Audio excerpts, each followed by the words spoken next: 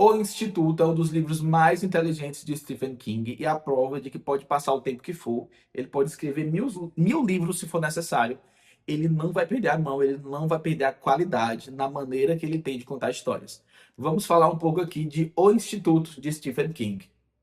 Olá, meu povo, eu sou Elias Melli, seja bem-vindo ao meu canal. É um canal novo, não tem muitos vídeos por aqui, mas eu prometo fazer mais vídeos aí, fazendo resenhas sobre livros, falando também sobre escrita criativa. E se você quiser conhecer mais sobre mim, mais sobre o que eu escrevo, eu tenho um conto chamado O Lamento do Vampiro, que está lá na Amazon, e eu vou deixar o link aqui na descrição.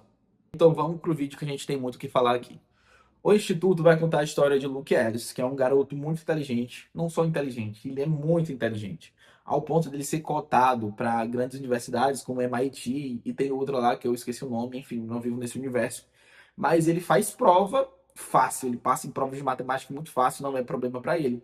Ele tem 12 anos, gente, então assim, ele entra naqueles casos raros de criança gênio, certo? Que realmente existem na vida real. Existem realmente crianças ali com, sei lá, 14 anos de idade, já foi formado ali em três assuntos diferentes, enfim. E apesar dele ser inteligente, ele também tem poderes ali de telecinéticos, sabe? Mas muito fracos.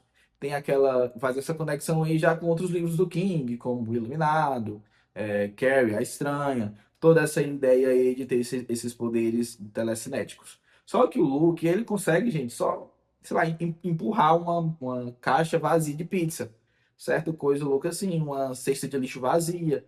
Ele faz esse tipo de coisa bem tranquilo e para ele isso é tão bobo, tão estúpido que ele não se importa. Ele quer saber simplesmente de estudar porque ele é inteligente, é o que ele gosta de fazer. Só que aí tudo muda, né? A gente está falando de um livro. Acontece que pessoas entram dentro da casa do Luke à noite, enquanto a família dele dorme, e matam cruelmente os pais dele. E nesse momento, alguém joga spray na cara dele, esses invasores, e ele acorda novamente no quarto dele. Só que o quarto dele agora não tem mais janela. Simplesmente mudou algumas coisinhas ali, ele acha muito estranho. Quando ele vai sair do quarto, quando ele abre a porta para sair do quarto, ele vai ver que ele está em outro lugar, ele não está mais em casa. Ele está no instituto. E a partir daí tudo muda, né? Ele vai conhecer o que é o instituto, quais são os objetivos dessa instituição, e também vai conhecer um carinha chamado Avery Dixon, que é uma criança de dez anos de idade, mais ou menos, que é muito poderoso. Ele é um telepata muito poderoso. Então faz toda a diferença na história, certo? A gente vai falar um pouquinho desses assuntos depois, mas a partir daí é quando as coisas se movem. E em contrapartida, a gente conhece outro personagem, que é o Tim Jameson, que é um cara que ele decide cancelar um voo de avião, ele sai do voo de avião e entra numa cidade chamada Dupree, que ele não conhece, e decide aceitar ali um emprego de vigia noturno.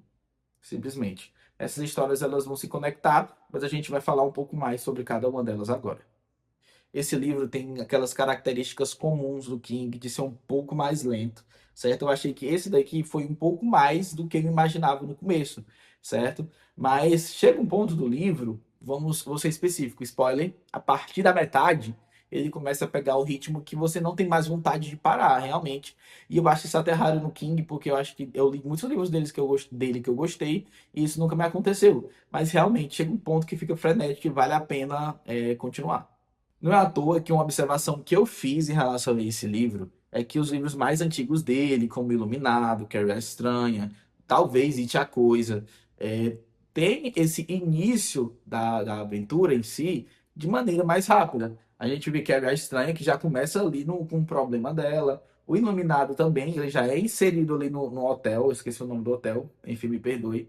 Mas enfim, ele tinha, né, nos livros mais antigos, ele tinha essa pegada de começar já no ritmo. Em O Instituto, não. Ele começa numa cena que você nem entende, nem se encaixa com a sinopse. E você precisa realmente insistir pro livro pegar um pouco. Outra coisa que me fascina em Stephen King é que ele sabe pegar coisas reais, da vida real, e misturar ali com a ficção. Misturar dentro dessa mitologia do King de uma maneira que seja realmente crível, né? Trazer para a ficção. Não é à toa que a motivação dos vilões desse livro aqui, ela é convincente, porque ela em si é real, ela realmente se encaixa com a nossa realidade. Isso é uma das coisas muito boas do livro, porque realmente me convenceu, sabe? Me fez ficar pensando, nossa, cara, realmente essa motivação desses vilões é válida, apesar de tudo que eles fazem, apesar de todos os problemas, de torturarem as crianças desse instituto. E isso não é spoiler, tá? mas você fica realmente entendendo por que que cada um desses vilões fazem cada coisa, apesar de uma das coisas que eu mais gosto dele, ele não passa a mão em vilão. Vilão é vilão, se ferra, está errado, e esse livro é desse jeito, certo? Vamos falar um pouco dos personagens, certo? Não vou falar de todos aqui, né? Porque tem muitos personagens nesse livro, muitos mesmo. Mas, assim, ele desenvolve personagens da melhor maneira que o Stephen King faz. Como sempre, ele sabe apresentar, ele sabe desenvolver esses personagens. O Luke, ele começa um pouco chato no começo. Pra mim, ele foi um pouco muito irritante a um certo ponto, porque eu ficava, gente, esse cara precisa agir, e ele não age, ele não agia. Ele tinha vários motivos para estar se movimentando, de fazer alguma coisa, para sair do instituto, e ele simplesmente não fazia nada, certo? Quando a gente vai contar uma história, eu sou escritor, então vou dar uma informação para vocês. Quando a gente escreve uma história, além do protagonista ter um motivo para agir, ele precisa de um estopim, certo? Que realmente empurra ele, dá um pé na bunda para ele agir, fazer alguma coisa. O Luke teve vários pés na bunda. Esse é o ponto. Eu li até a página 250 e o menino não fazia nada, ele ficava fazendo coisas que eu não entendia o porquê que ele estava fazendo, certo? E chega um ponto que eu fico, meu Deus do céu. Mas a gente confia porque é Stephen King. O Avery Dixon, que é o meninozinho de 10 anos que eu falei, ele tem 10 anos de idade. Eu achei que a maneira que ele foi apresentado é muito interessante, que ele é realmente apresentado como uma criança. Ele mija nas calças, gente, tadinho, quando ele tá entrando no instituto pela primeira vez. E isso é muito legal do King fazendo, tratando crianças como crianças. E ele gosta de escrever sobre crianças, né? Então ele sabe o que ele está fazendo. Porém, chegou um ponto que às vezes eu esqueço que o Avery tem 10 anos de idade. Ele é um telepata muito poderoso. E eu fico, gente, esse menino tem 10 anos de idade mesmo. Porque a maneira com que ele age, a postura, a iniciativa, não me parece ser uma coisa de criança de 10 anos de idade.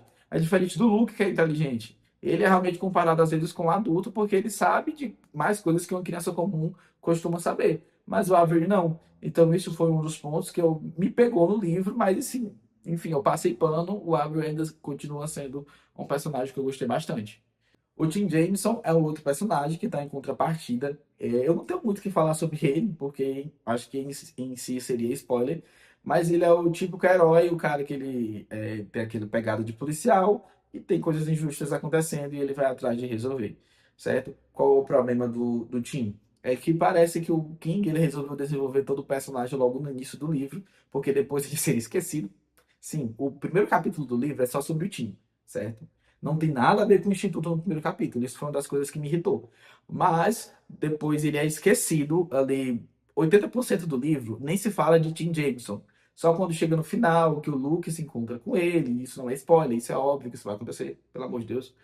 E aí ela acaba desenvolvendo. Só que não tem muito o que desenvolver, porque o Tim já pega ali no meio do fuzuê, né? Ele acaba desenvolvendo ali no meio de todo o caos que já está acontecendo entre o Luke e o Instituto. Mas de qualquer maneira, é sempre muito bom ver todos esses personagens evoluindo. E é muito bom também você se inscrever nesse canal, apoiar aqui um youtuber iniciante. Eu sempre quis ter um canal no YouTube. Então se inscreva aqui, eu tenho poucos inscritos. Aproveita para compartilhar com as pessoas que talvez gostem desse tipo de conteúdo, que eu vou estar publicando mais coisas por aqui. Aproveita para me seguir também nas minhas redes sociais, lá no Instagram e no TikTok. Eu vou deixar meu arroba e um link aqui na descrição para vocês me ajudarem, tá? Beleza? Vamos continuar. Vamos falar de alguns problemas que tem nesse livro. Eu já falei de alguns. Um dos maiores problemas que eu sinto é o do Tim, da maneira com que ele é apresentado. Então, eu não vou comentar mais sobre isso aqui. Falando mais um pouco sobre a velocidade com que o livro se desenvolve no começo, muitas pessoas, pelo que eu vi, me falaram que realmente tinha que insistir.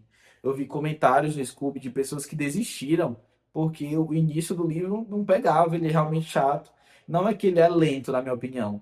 É que a maneira com que é feito, você fica, por que que eu tô aqui, sabe? Muitas coisas no início do livro são inseridas na história, como apresentando personagens, o Luke, ele vai tomando atitudes que você não entende por que que ele está tomando, gente.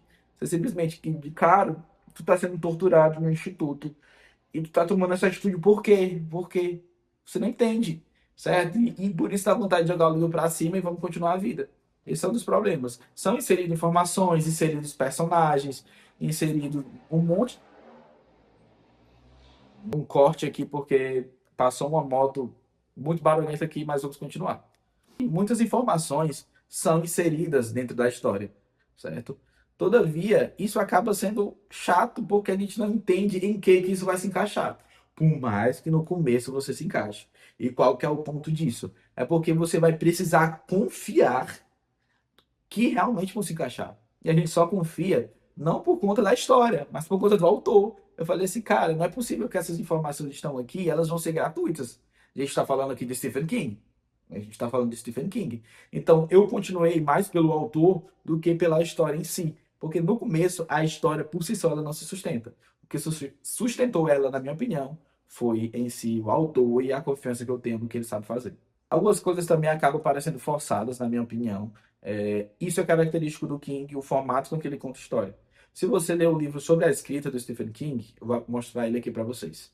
Esse livrinho aqui sobre a escrita do Stephen King, certo?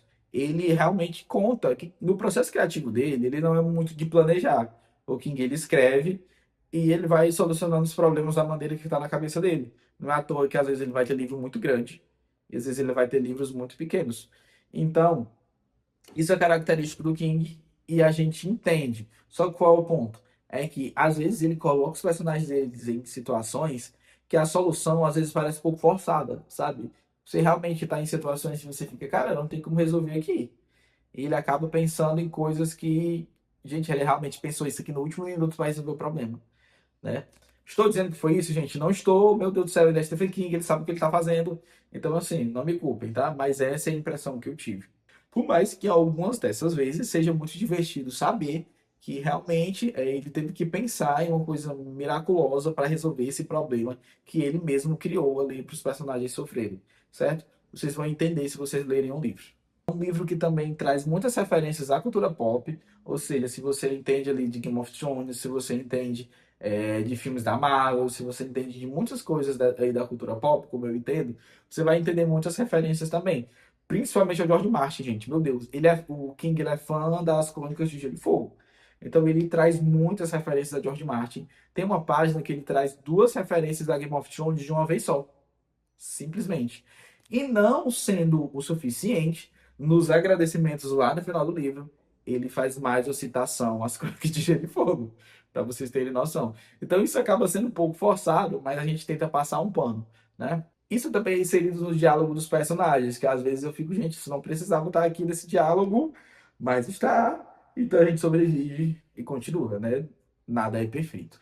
Conclusão: esse é um livro para quem já conhece Stephen King, certo? Na minha opinião, quem não conhece ele deveria começar por outros livros, como Quebra Estranha, ou até Salem, que foi o livro que eu comecei, que vale a pena começar por eles, eu acho que faz mais sentido. Esse aqui, provavelmente, você não vai conseguir terminar se você não conhece o King, se você não confia na escrita dele. Mas é um livro muito bom, foi um livro que no início para mim foi de 2 estrelas e de repente no final já estava 5 estrelas, da maneira com que foi desenvolvido, da maneira com que foi apresentado, certo?